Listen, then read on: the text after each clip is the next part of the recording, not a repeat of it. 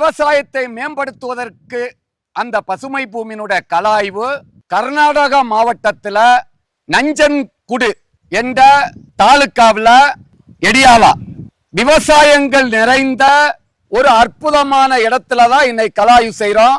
இந்த தோட்டத்தினுடைய உரிமையாளர் பார்த்தீங்கன்னு சொன்னா அந்த விவசாயத்திற்கு தேவையான சிந்தனைகளையும் கருத்துக்களையும் இந்த விவசாயிகளுக்கு போதனை செய்து அதனுடைய இடுபொருளையும் விற்பனை செய்து கொண்டிருக்கின்ற உயர்ந்த மாமனிதர் ஐயாவை நம்ம இந்த வீடியோவில் அறிமுகப்படுத்துறோம். இன்னைக்கு மண்வளம் நீர்வளத்தை பார்க்கறதுக்கு அவரை சொல்லியிருக்கோம். அப்படிதானே அத்தா? சரி அத்தா, இப்ப தென்னையை பற்றி சில கருத்துக்கள் நான் இந்த இடத்துல பதிவு பண்றேன் அத்தா.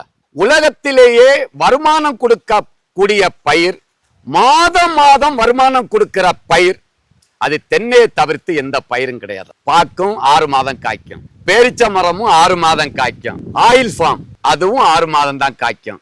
ஆனா தென்னை நடவு செய்த 3வது 4வது வருடத்துல காய்ப்புக்கு வந்தா அது 50 60 70 வயசு வரைக்கும் மாதம் மாதம் வருமானம் கொடுக்க பயிர் தான் தென்னை. ஏக்கருக்கு 10 லட்சம் ரூபாய் வருமானம். எப்படின்னு சொன்னா தென்னையை மட்டும் நம்பாம தென்னையில ஊடு பயிர்கள், தென்னையை சாகுபடி செய்து 5 வருஷத்துக்கு பிறகு பாக்கு அரைக்க நட்டு, தென்னை மரத்துல மிளகு படத்துறது, கோகோ போடுறது, ஜாதிக்காய், நட்மெக்கு, இத மாதிரி வாழை, பல அடுக்கு பயிர்கள். தென்னையை தனி பயிரா சாகுபடி செய்யக்கூடாது. எல்லா கிளைமேட்டுக்கும் வளரக்கூடிய பயிர் தான் தென்னை மரம்.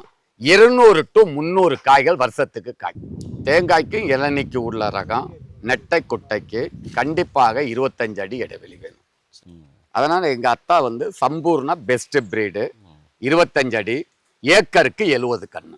தென்னையை நட்டுக்கிட்டு நீங்க வாழையோ பருத்தியோ புகையிலையோ இஞ்சியோ மஞ்சளோ வாழையோ இல்ல கடலை உளுந்து கத்தரிக்காய் மிளகாய் எல்லாமே போடலாம்.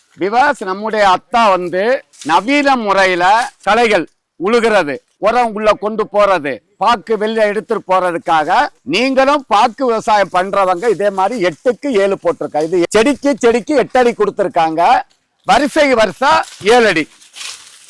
இங்க பாருங்க, மங்களா பாக்கு 7 அடி கொடுத்திருக்காங்க. ஏறக்குறைய 3 வருஷம் முடிஞ்சிருச்சு. உண்மையிலே நல்லா இருக்கு. இந்த மண்ணு நல்ல வளமான மண்ணு. அடுத்து இதுல என்ன ஒரே ஒரு சின்ன ப்ராப்ளம் இதுக்கு நம்ம மண் அணைக்கிறோம், இந்த பழுது கண்டு போடுறோம் கேப் பில்டிங்.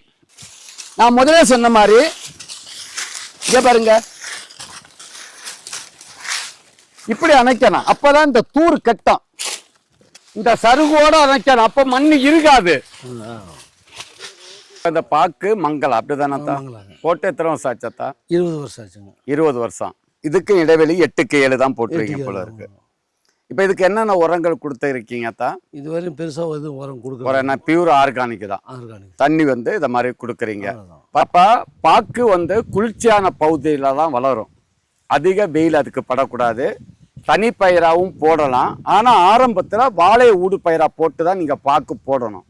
அதுக்கப்புறம் தனி பயிரா விடலாம். இப்ப இந்த பாக்கு நமக்கு கண்டிப்பாக ஏக்கருக்கு 5 to 6 லட்சம் ரூபாய் வருமானம் எடுக்கிறாங்க.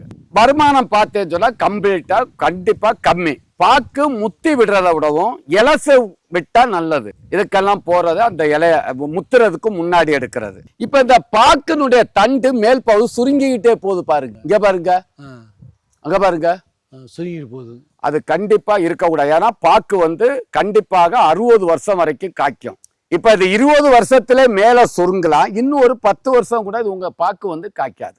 அதுக்கு என்ன பிரச்சனைன்னு சொன்னா, நான் முதலே சொன்ன மாதிரி தூர்கிட்ட தண்ணி விட்டாதான். எவ்வளவு பாக்கு மரம் சுருங்கிக்கிட்டே போகுது பாருங்க. பாக்கினுடைய கிருத்து இந்த அளவுக்கு இருக்கணும். இந்த அளவுக்கு இருக்கணும். மேல போக போக இவ்வளவு சுருங்க கூடாது. அப்ப இதுக்கு என்ன செய்யணும் சொன்னா, முதலே சொன்ன மாதிரி தான் இதுக்கும் சூரிய ஒளி அங்கிருந்து படும்போது உங்களுக்கு இத மாதிரி டேமேஜ் ஆகும். அதனாலதான் வேலி ஓரம் தென்னையோ மரப்பயிர்களோ நீங்க நட்டுறணும். அங்க மரப்பயிர் இருக்கு, தேக்கு. இங்கிட்டு எதுவுமே வேலி ஓரம் மரம் இல்லை. 1. 2வது, இத மாதிரி வெயில் படுற இடத்துக்கு படாம இருக்கிறதுக்கு வெள்ளை பெயிண்ட் அடிச்சு விட்டுறணும். சுண்ணாம்புடோ வெள்ளை பெயிண்ட் பெஸ்ட். இல்லாட்டு இந்த ஓலைகளை சுத்தி இந்த கட்டி இருக்கீங்க, இத மாதிரி கட்டிடணும் வெயில் படுற இடத்துல. இப்படி சுத்தி கட்டணும். இத மேல உள்ள இத கட் பண்ணிடணும். இத மாதிரி இங்க பாருங்க, வெயில் படுற இடத்துல இங்க பாருங்க, தண்ணி பட்டதும் அணுக்குண்டு மாதிரி ஆயிருவாங்க, காஞ்சதும் வெடிச்சிரும். அதிக ஈரம் இருக்கும் போது வேர் வளர்ச்சிகள் தடப்படும். ஆக்சிஜன் போகாட்டி செடி வளர்ச்சி தடப்படும். அப்ப என்ன ஆகும் சொன்னா, வேர்கள் அழுகும், இத மாதிரி இன்ஃபெக்ஷன் ஆயிரும். அதுக்குள்ள சில வண்டு போய் அது அப்படியே இப்ப இதுக்கு என்ன செய்றீங்கன்னு சொன்னா, இது அப்படியே இதுக்கு சிமெண்ட் மணல் போட்டு இத பூசி இருக்கு. சிமெண்ட் சிஓசி போட்டு போடலாங்களா? சிஓசி வேற ஏதாவது பூச்சி மருந்து இருந்தாலும் உள்ள போடு. உள்ள வண்டுகள் இருக்கும். குளோரோபிரிபாஸ் போடுங்க. சிஓசி ரெண்டுக்கு வந்து பேக் பண்ணலாம். போடுங்க. போட்டுட்டு இத பேக்கிங் பண்ணிட்டு இதுக்கு மண் அணைச்சு விடுங்க. ஒரு மரத்துக்கு ஒரு 20 கிராம் சிஓசி எடுத்திருக்கு. நார்மல் சிமெண்ட் அதோட இந்த சிஓசியை மிக்ஸ் பண்ணிருங்க. மிக்ஸ் பண்ணி இப்படி பூசி விட்டுருங்க. சிஓசி குளோரோபிரிபாஸ் உள்ள விட்டுட்டு இது வரைக்கும் மண்ணு போடுங்க. அப்ப இது மேல உள்ள கிருத்து அப்படியே அடுத்த வருஷம் டபுள் ஆயிரும். இன்னும் இது ஒரு 30-40 வருஷம் காய்க்கும். அடுத்த பாக்கும் காய்ப்பு வந்துடும். அப்ப ஒரு ஏக்கருக்கு நான் சொன்ன மாதிரி 5-6 லட்சம் ரூபாய் வருமானம் வந்து. இது நாட்டு பாக்கு மங்களா. இதை விடவும் பெஸ்ட் பிரீடு மொஹித் நகர். மங்களா எண்ணிக்கை அளவா காய்க்கும்.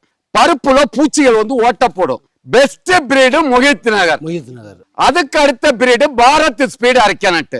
மூணாவது இன்டர் மங்களா. மொஹித் நகர் பெஸ்ட் பிரீடு. சென்டர்ல ஒரு செடி போட்டுடலாம். இதே வருஷம் சென்டர்ல அடுத்த வருஷம் இது 3 மடங்கு காய்க்கும். இத பாருங்க, இது மலபார் பிரீடுன்னு சொல்றது. மொஹித் நகர் இதே மாதிரி தான் இருக்கும், நிறைய காய்க்கும். இது இந்த வௌவால் இத மாதிரி டேமேஜ் பண்ணி விட்டு இருக்கு பாருங்க. உணவே மருந்து, மருந்தே உணவு. ஒரு செடி வளரணும் அப்படின்னா 16 வகையான ஊட்டச்சத்துக்கள் தேவை. அவை என்னவென்றால் நுண்ணூட்டச்சத்துக்கள், பேரூட்டச்சத்துக்கள், கனிம ஊட்டச்சத்துக்கள், வளர்ச்சி ஊக்கிகள் போன்றவை ஆகும். இவை எல்லாம் உள்ளடக்கியதே நமது பசுமை பூமியின் கற்பக ஆர்கானிக் கலப்பூரம். இதில் எலும்பு மச்சை, மீன் உரம், வேப்பம் புண்ணாக்கு, கடலை புண்ணாக்கு, கடல் பாசி, humic acid, fulvic acid, bio potash, கோழியேறு, அக்ரிலைம், ஆமணக்கு புண்ணாக்கு, இயற்கை முறையில் பேரூட்டச்சத்துக்கள், 2ஆம் நிலை சத்துக்கள், பயிர் வளர்ச்சி ஊக்கிகள், அஸ்கார்பிக் ஆசிட், அமினோ அமிலம், தாதுப்புக்கள் போன்ற ஆர்கானிக் சத்துக்களை மட்டுமே உள்ளடக்கியது.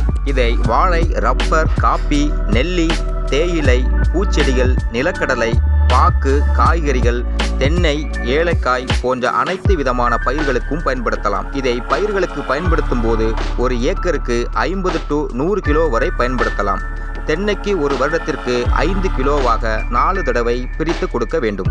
இவ்வாறு பயன்படுத்தினால் ஆர்கானிக் உரமானது வேர் வளர்ச்சியை தூண்டி ஒளி சேர்க்கையை துரிதப்படுத்தி பயிர்களின் ஆரோக்கியத்தை காத்து பூச்சி நோய்களுக்கு எதிர்ப்பு சக்தியை அளிக்கிறது. தென்னையில் உள்ள அனைத்து பிரச்சனைகளையும் சரி செய்கிறது. வாங்கி பயன்படுத்துவீர், அதிக மகசூலை